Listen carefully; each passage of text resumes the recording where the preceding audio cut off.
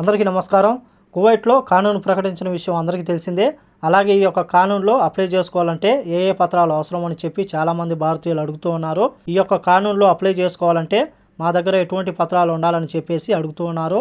దీనికి సంబంధించి అధికారులు కీలక ప్రకటన చేశారు. పాస్పోర్ట్ కాపీ, అలాగే సివిల్ ఐడి, బతాకా, కొత్త పని అనుమతి, కొత్త స్పాన్సర్ కార్డు కాపీ, అలాగే సంబంధిత అధికారిక సంతకం మరియు దరఖాస్తు ఫారం ఉండాలని చెప్పి, అలాగే ఇప్పుడు చెప్పిన ఏదైతే ఉన్నాయో ఆ యొక్క పత్రాలు మనం చూసుకుంటే ఎవరైతే అకామాను రెన్యువల్ చేసుకుంటూ ఉంటారో అటువంటి వారికి ఈ యొక్క పత్రాలు అవసరం అవుతాయి.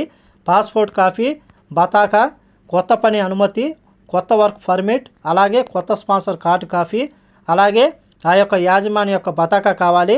అలాగే సంబంధిత అధికారుల సంతకం చేసి ఉండాలి. అలాగే ఇవన్నీ తీసుకుని తర్వాత రెసిడెన్సీ వ్యవహారాల విభాగానికి వెళితే అక్కడ దరఖాస్తు చేసుకుంటే తగినంత జరిమానా చెల్లించి అలాగే మన యొక్క అకామాను వర్క్ పర్మిట్ను రెన్యువల్ చేసుకోవచ్చు. అలాగే చాలామంది అడుగుతూ ఉన్నారు, ఈ యొక్క కానూన్లో ఇండియాకు వెళ్ళాలంటే ఎటువంటి పత్రాలు కావాలని చెప్పేసి. మీరు ఈ యొక్క కానూన్లో వెళ్ళాలంటే ఇండియన్ ఎంబసీని సంప్రదించి ఒకవేళ మీ దగ్గర పాస్పోర్ట్ ఉంటే ఎటువంటి ఇబ్బంది ఉండదో, ఆ యొక్క పాస్పోర్ట్లో చెల్లుబాటు అయ్యే టైం ఉంటే ఎటువంటి ఇబ్బంది ఉండదు.